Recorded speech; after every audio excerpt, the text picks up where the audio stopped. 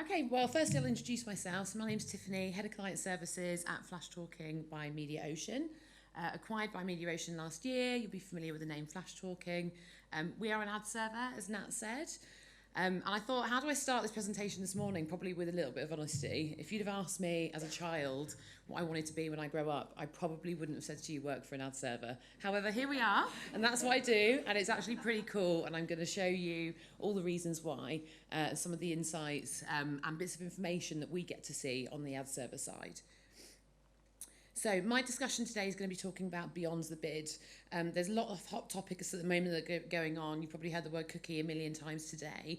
For us as an ad server, we're very, very passionate about measurement. So what's happening after the point of which you've bought that impression? What's happening with the optimization opportunities? What's happening with the reinvestment of that media and the effectiveness truly of those of the campaigns? So we'll start here. We are literally in the midst of a measurement evolution of our industry, and this statement is so very true.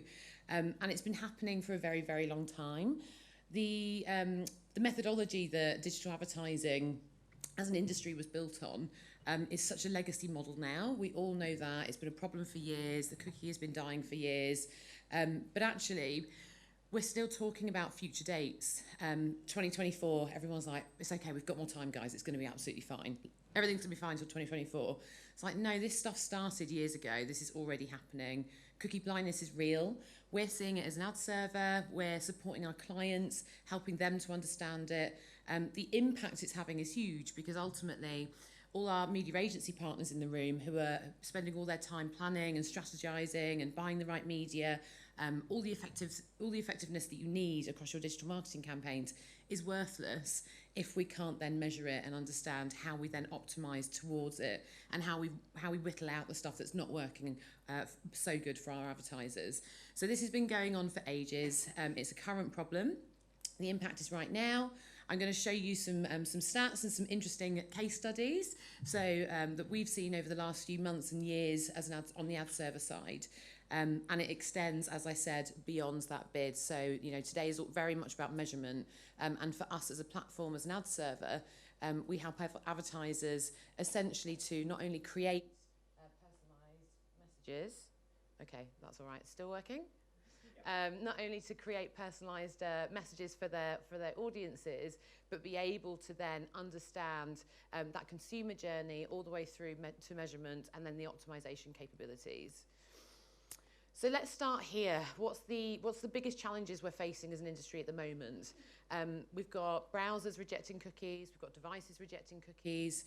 We've got cookieless strategies. There's a whole host of reasons why it's really, really complicated at the moment for us to be able to measure and have a true understanding of reach and frequency across the campaign, let alone even the conversion component. Cookie depreciation is not a future state. It's happening right now. Take this example, which is one of our CPG brands. If we take a look at some of their campaign stats, we saw that on average, 72% of devices that were reached during their campaign were rejecting cookies, which is huge. Imagine all the investment that's going into that campaign and all of those cookies are being rejected. This then meant we were seeing 90% overall cookies rejected across the entire activity. So of all the devices that were rejecting them, then the opportunity of cookies themselves is just absolutely staggering. It doesn't just stop there, though, and fragmentation has existed for quite a long time, especially across Chrome environments, as we know. If we take this finance brand as another example, across some of their recent activity, we saw that 89% of cookies were rejected across their entire omnichannel media buy, which again is just absolutely staggering. If we're leaning on this as our way of measurement, it's absolutely outdated because we're missing so much rich information about what's happening on those campaigns, but also where that media spend is going, where that investment is going for our marketers and our advertisers. If we actually now zoom in on Chrome a little bit closer, we saw that 61% of all impressions were delivered across Chrome environments. So could be a future problem if we're still thinking and hung up about the 2024 thing, but we know that that stuff is actually happening now, because when we look at Chrome environments from the last few months, we can see that 50% of them are already being blocked. So if you're measuring your audiences in these environments without cookieless software and technology there, you're missing out on a huge proportion of what's actually happening on your campaign. And again, the ROI for your marketers and your advertisers. There's loads of headlines in the news. Everybody is talking about the death of the cookie. We've been talking about it for years. That's great. However, nobody's really talking about what happens beyond that. What's actually happening beyond the bid. So the death of the cookie, okay, everyone's aware of it. What are we doing to combat it? What are we doing in terms of measurement? Are we actually utilising technology? Are we investing in technology platforms to combat where those blind spots are? And if we're not, why are we not? Why are we waiting until 2024? Because they're having a major impact on our advertiser campaigns today. So it goes way headlines. It goes beyond the industry supply, the targeting tactics. It goes beyond the Google environments. It goes beyond the cookie media and the blind spots. And it goes way beyond performance activity as well. So the impact is actually huge.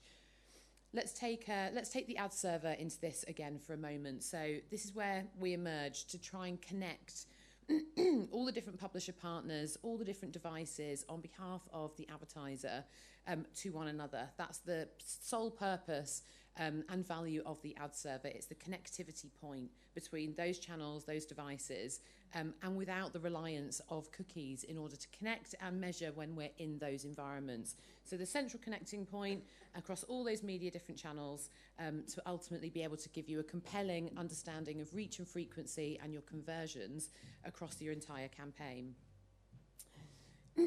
If we rely on cookie methodology, let's just go back there for a moment and pretend that we are. What else happens? So looking at KPIs such as reach and frequency are massively skewed. Here's another example of another client of ours.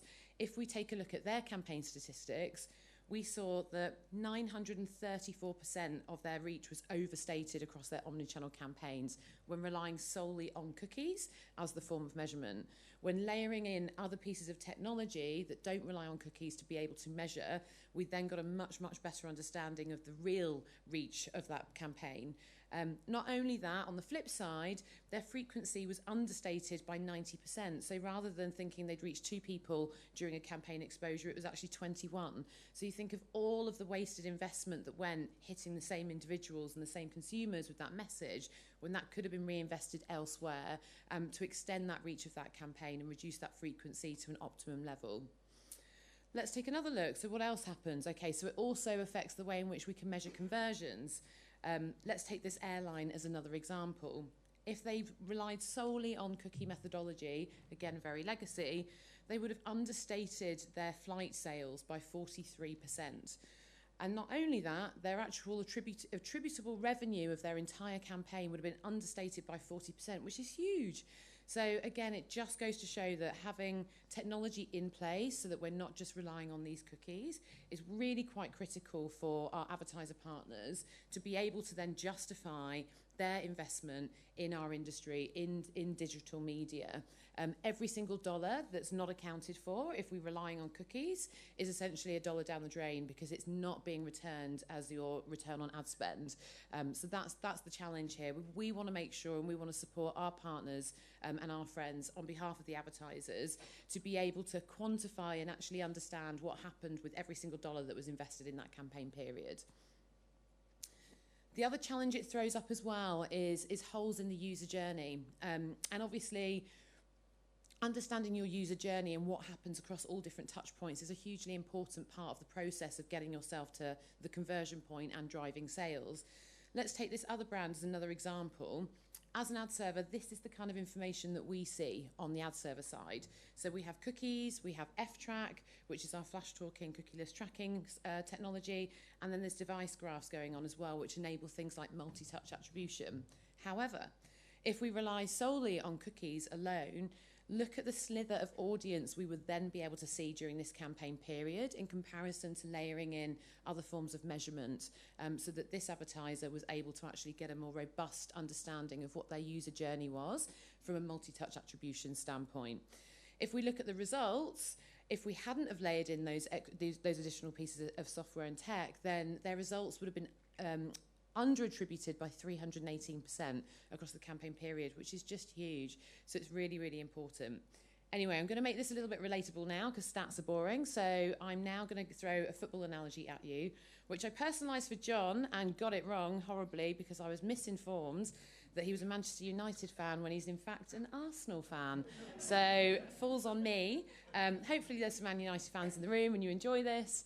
Anyway, this is just going to bring to life what I'm talking about in terms of the user journey.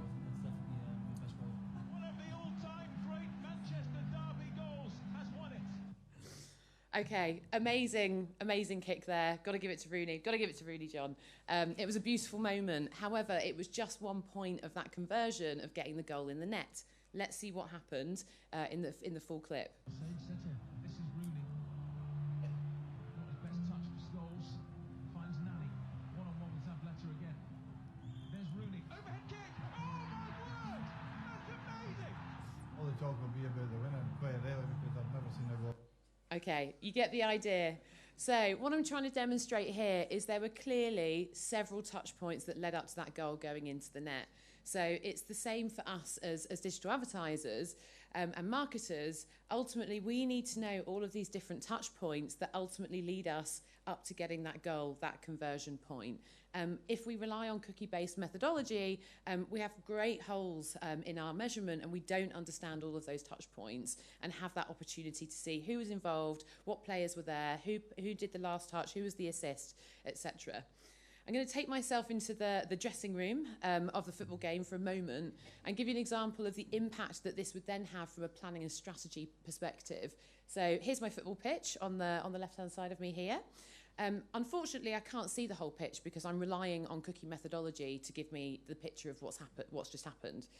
I can only see a portion, which is great for the players that are there, but there's a whole host of other things that occurred that led and contributed to that actual goal going into the net.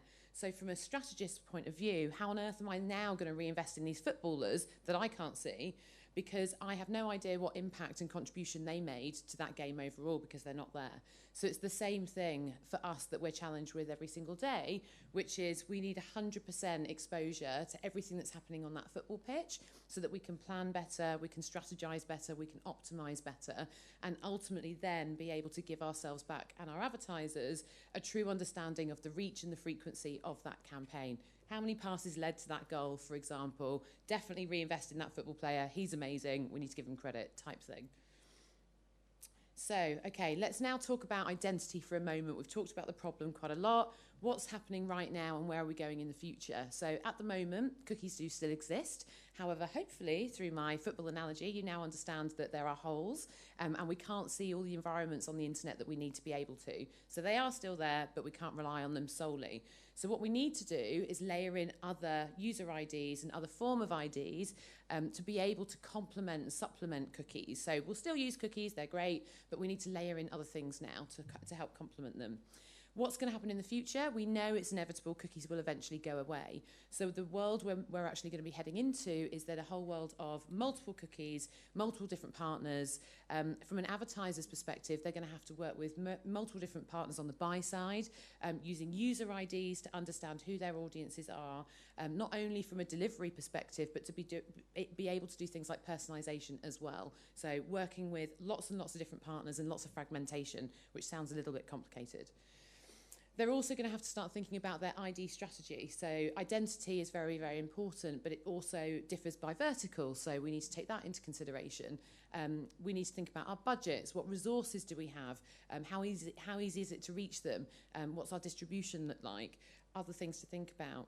Then we've got the whole market and the cluster of the opportunities of the ID. So lots of different, very compelling partners to work with, all with their own unique qualities, but there are lots of them, and that also can throw up a huge amount of fragmentation and complexity. So it's another challenge to be thinking about, like how do we manage all of these multiple user IDs so that we can identify who our customers are. Then we have to have a think about, okay, now we've got all of these multiple IDs that we've got to play with. Now, how do we measure reach, frequency, and our conversions? How do we stitch them all together? How do we layer them on top of each other? So again, it throws up a whole host of other problems.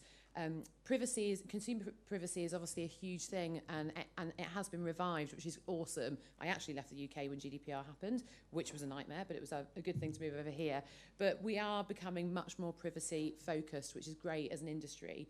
It does, however, throw up a few more challenges that we have to think about and have to address, and just be mindful of when we're doing things like personalisation within the market and thinking about how we're using these user IDs and where's our identity information coming from. This is where the ad server starts to emerge. We are the connecting point for our advertisers and our media partners and our publisher friends, open platforms that allow everybody to plug in. So you think of all of the companies that have got the identity of the individuals within their own reach and capacity. We need to stitch all of those together. We need a consistent thread running through that entire digital marketing campaign that's got all of the publisher partners, so you get a holistic view of what's happened across that entire campaign period, and we're able to unify all of the touch points from the point of which we've served an impression all the way through to the point of which it reaches that end consumer, and be able to tell a compelling story from reach and frequency up to the point of conversion along that journey. And that's the sole purpose of the ad server, being able to do that connecting point, and be able to bring in all of those user IDs to solve the challenge of identity in the cookieless future, which we're inevitably heading towards, but also to solve those challenges of today in terms of reach and frequency and not needing to rely necessarily on the cookie. So, in summary, the impact is very current. It is happening today. It has been happening for years. It very much extends beyond the bid. We need to think about it from a measurement perspective, as I said, to make sure that every single dollar that is being invested in a digital marketing campaign has a return on ad spend for the marketer. So what's stopping us from actually impacting and making a change today? On that note, I would love to welcome on stage my wonderful guests and panellists. So we're going to extend the conversation now on this hot topic and have a chat for the next 15-20 minutes. Introducing John Matthews, Executive Director from Foxtel Group and Stream Motion. We've got Catherine Rushton over here, who's our Chief Strategy Officer from Mindshare. We've got Thomas Galuzzo over here, from our Digital Analytics Lead and Specialist from Merkle. And then we've got Phil Collishaw at the end, Head of APAC at Adobe Ad Cloud. So welcome, everybody, and thank you for joining us.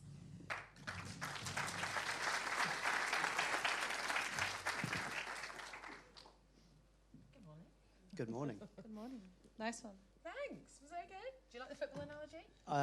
I mean, as an Arsenal fan, I think you should have used Jack Wilshere's great goal against Norwich about 4 or 5 years ago, where there were, in fact, about 26 or 27 passes before the final touch. But, yeah, it was. I see what you did there.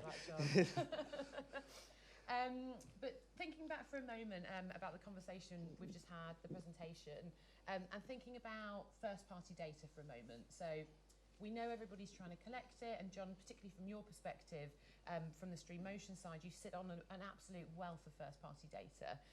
Everybody's trying to collect it. We're talking about how we utilise it. We know that marketers and advertisers are going to have to start using more than one ID and data set. We know that's a challenge. A lot of what we hear in the industry is about consumer privacy, targeting, but how are we actually measuring first-party data's effectiveness from the brand side? So, John, my question to you, all brands are trying to collect it. As an entertainment streaming service, you sit on a wealth of it. How are you leveraging it and measuring it today? Yeah, so I mean, as you say, Tiff, we are very, very fortunate that there's a clear value proposition for people to be giving us their data, and we're obviously collecting a huge amount from a data consumption perspective, whether people are coming in and out of the platforms. If you look at our latest set of results, we've probably got roughly around 2.5 million paying customers across KO and Binge. If you do the maths, we've had significantly more than that over the last 4 years come in and out. And we're obviously understanding what people are signing up for, what the viewing is on the first day, what their consumption trends look like across both platforms, and then why they're leaving. We then look at all of that data, and understand key attributes that each of these people have got based on their usage. And then what we do is we run small-scale tests based on small slithers of data to then understand what people's interaction will be with media or with different types of messaging, and then what that performs off the back end. So we're permanently testing incrementality, understanding, doing small tests, and then looking at how we can scale those based on the results. And on the subject of test, actually, that's a really valuable point here. Test and learn is so important, obviously. From the marketer side, how easy is it to protect your budget so that you have that ability to be able to do the tests and learns when you need to? Yeah, I mean, I think we're very, well, I'd say we're very fortunate, in fact, that we get to control the whole media budget. We obviously work very closely with the individual brands, but there is always a layer of testing that we're running as a business. We've got a full testing log. We can go back and look at what we've conducted over the last 3 or 4 years, and I think that we've got a real culture of that within the organisation. So it's something that we don't feel like we need to protect. It's just something that everyone's bought into. That's wonderful. Very refreshing to hear that, no doubt. Kath, from your side, so thinking about from the agency's perspective, and obviously you're working with a whole host of different brands and advertisers, verticals. How are you seeing your partners leaning into first-party data, using first-party data, but also from your side, from a strategic lens, how are you using first-party data to kind of inform what you're doing from a sort of measurement and effective standpoint? Yeah, so a big question, yeah, but a really interesting one. It's probably one of the main conversations I'm having with clients at the moment. I think in terms of usefulness of first-party data, at least from my perspective, working across that broad range of clients, there's kind of 2 things to consider. First is what vertical, what business are you in, and therefore that value exchange.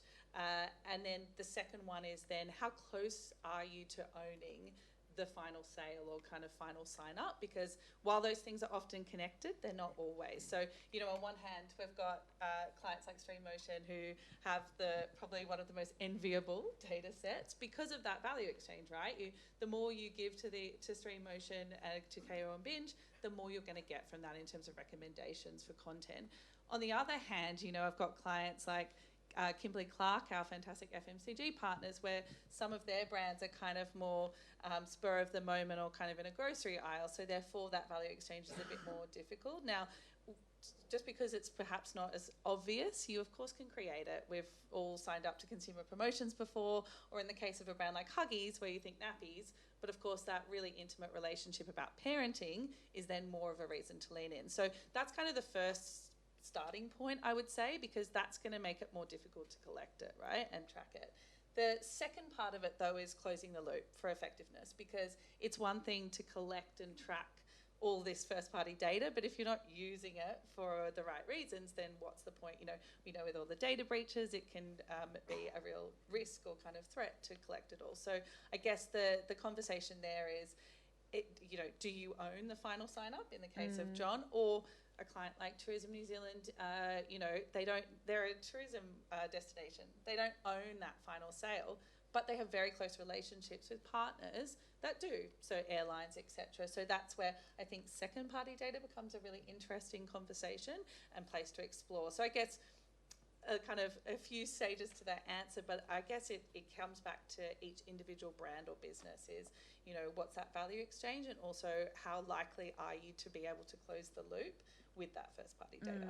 And that brings up a really relevant point that you said actually about layering in second and even third-party data sources as and when they're needed to combat where there are gaps, and it is really difficult for advertisers to collect first-party data because that's the bread and butter, that's the gold of what you're trying to get to, but there's other ways and other means in order to collect. Phil, from your perspective, thinking about Adobe Ad Cloud for a moment, how are you seeing advertisers activate from your side with first-party data? So we're seeing, fundamentally it's a big shift, right? And so you think exactly what John has said. And Adobe powers a lot of, the infrastructure that sits behind that and helping brands to maximise the effectiveness of their first-party data. And what we do tend to see, though, is has been a shift away from the concept of like a straight CPA and things like that, and then an aggregation of that data asset from I've collected it, I'm going to buy an ad against it and then drive a CPA, to then what actually happens downstream from that. How is that user engaging with the brand, whether that's through something like Adobe Analytics, to understand the difference in their user journey, their lifetime value, and really being able to drive and understand that shift. So it's not just a collect user, buy ad, do they purchase? It's, gain authenticated data, activate that across various different channels, understand how that user is exposed to advertising, and then what they actually do back with the brand. And that's a lot of the brands that we work with today really want to understand that. So it's not just a first customer acquisition, it's are they the right customer? Are they actually going to drive value for our business? And how do you drive different media metrics behind that? That's not just an impression, it's how are they engaging, and then how do they engage with the brand over time? Mm-hmm. And presumably then the goal is for that continuous optimization towards those audiences that are engaging, responding well from a first party. Yeah, of course. I mean, so it's also that ability to start to understand what does a lapsed customer look like, and what is the time frame to understanding when a customer has previously been engaging with me as a brand, and what is the triggers that may happen? Is it time? Is it historical purchases? Is it visiting or a certain section on a website, or using a contact center, to start to understand what may create a lapsed customer or a churn customer, and then how do you connect back with them to retain them? So it's not just buying first-party data to drive acquisition, it's also looking at how you engage with them and create longer-lasting relationships with those people as well. So let's say we've got our first-party data sorted now. Let's move that through to, okay, and we're activating it, we're optimizing it, that's wonderful. Now let's shift our focus in terms of like measurement, like how we're actually measuring it across multiple partners, on the agency side, on the partner side. Thomas, question to you from obviously the agency perspective. How are you measuring success for your clients? Well, we're kind of moving away from the idea of looking at it just a one metric, very much a performance mindset of like, oh, we got to look at sales only and that's how we're going to judge success. We're shifting away from looking at more of a measurement framework style of looking at things and how we measure. So how is brand going to be performed? How is performance? And then also as a brand, at Merkle, we're looking towards more the experience side of things, and how do we incorporate not just media, but also the on-site and the loyalty, because it's cyclical. Everything feeds each other. We're going back to the first-party data, we're using loyalty to drive that first-party data. That's where it's been driven. And so we need to feed that from an acquisition standpoint. So it all needs to work together and work towards measures of success. And looking away from being siloed, like this part of the campaign is only going to drive this KPI, and this campaign's part of the campaign is only going to drive this KPI. They all need to work together. And do you think this has changed over the last couple of years, or do you see it changing moving forwards in terms of measurement? Changing moving forward. Some clients of ours are more engaged in that ideology for sure, and understand that everything is engaged. But I think one of the things that links measurement is also organisational structure and how the organisation is structured itself. If teams are in silo, then measuring it is going to be in silos, because one team is going to look at if you've got acquisition focusing on this, and then on one KPI, so CPAs, but you've got on-site looking at bounce rate. Please, hoping no one's looking at bounce rate anymore. But if they are, they're not measuring at the same time, and so you're getting different ideas of what has actually been successful. Yeah. But it's changing. And then having a think about its effectiveness again for a moment, and circling back to the airline case study that I presented, where it really exposes that obviously it's absolutely critical for marketers to be able to measure the true effectiveness of digital advertising investments. Results such as 40% under attributable flight sales is a major thing for a marketer going into the board to justify how much they're investing across their digital media dollars. John, from your perspective, from the brand side, what are some of the biggest pressures that you're under as a business, or that you face with regards to having to prove the effectiveness of your digital marketing campaigns? Well, I think it was I think Henry's case study that he just threw up a little while ago with a CPG client, where making sure that your finance team are completely across all of the metrics that you're looking at as a business. We spent the first couple of years, there was a real tension there because as digital marketers or marketers, we're sat there looking at analytics. Yet, ultimately the finance team are looking at the billing platforms, and they're trying to tally the two up was a real challenge. We spent a good 18 months working really closely with the finance team, with the strategy team to close the loop on the metrics that we were looking at. It's really important that the guys on the day-to-day still have KPIs to optimise towards, because they're the ones sat in the tools. But really, all conversations that we now have at an exec level are all around, it's subscriber growth, it's revenue, it's ARPU, it's lifetime value. We're not talking the standard metrics that that you are on a day-to-day basis, but it's really important that the team who are operating on the tools understand how all of their metrics ladder up to those high-level business metrics that we're looking at. And are working closely with the publisher partners in terms of optimisation and the media agencies, and making sure that everything's performing as well as it can. Yeah, it's not all about us. No. Not all about you, John. Yeah. Sometimes it's Matt. It is actually. Matt's a legend. Kath, I'm going to ask you a question now. So obviously, we've talked a lot about what the impact is, some solutions that are out there in the market, what advertisers' challenges are. From a strategic standpoint, what should we be thinking about as an industry for the next sort of 6 to 12 months? Where should we be prioritising?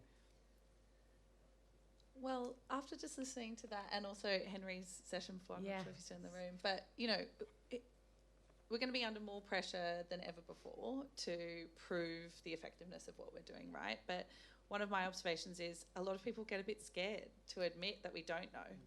And I think that's almost the thing. I'm sitting here thinking, well, it's to be honest with each other.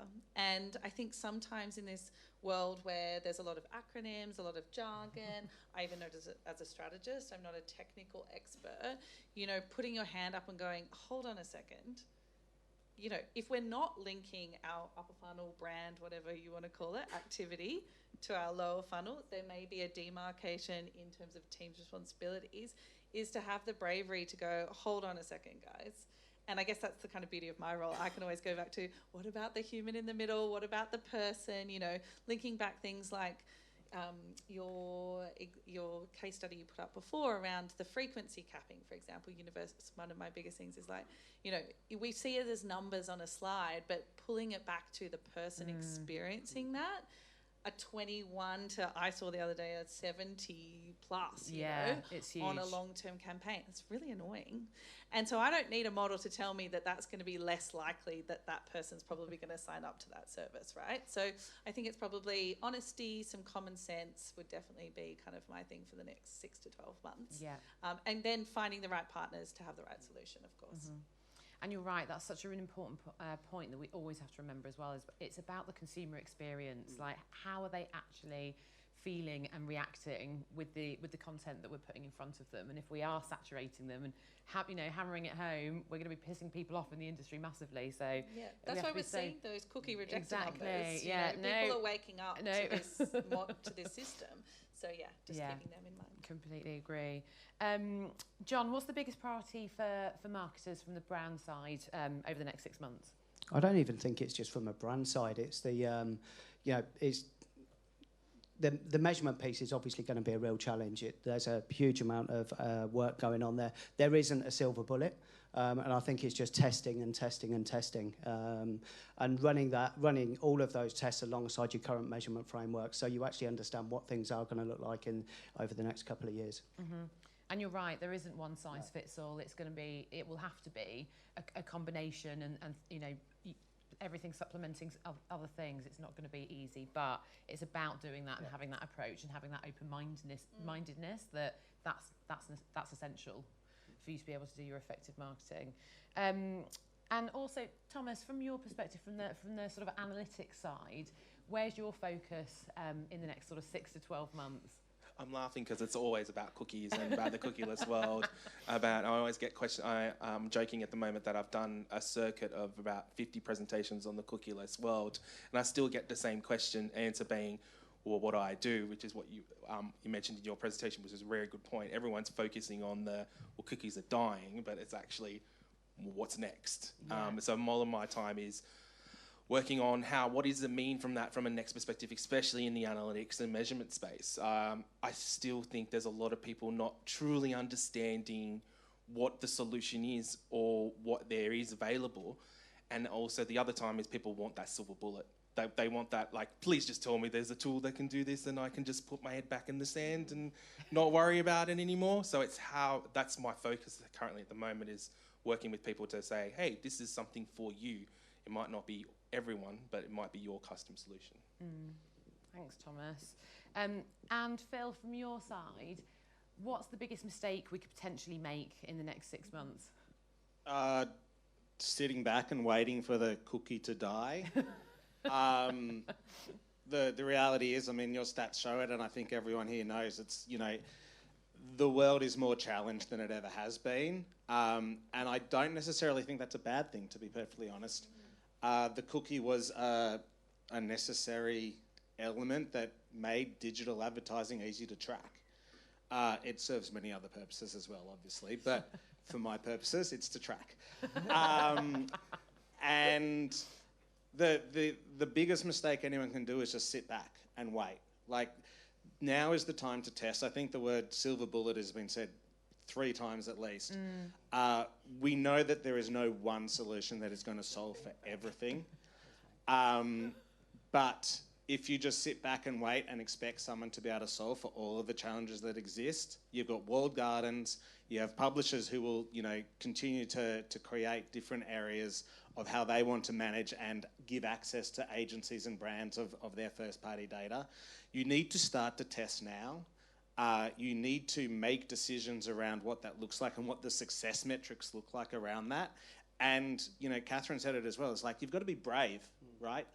Not everything is going to work, but it's better to have that bank of learnings that, like, Stream Motion is building than to just continue as is and hope that it's all going to be okay.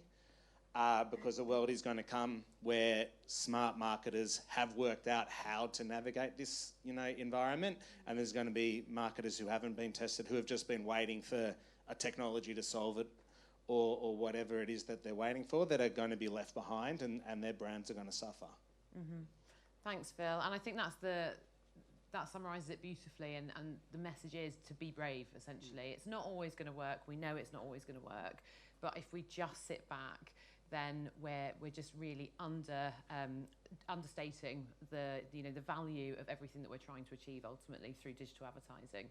So we have to take action. We have to try new methods, and we have to do the test and learn mentality to get there.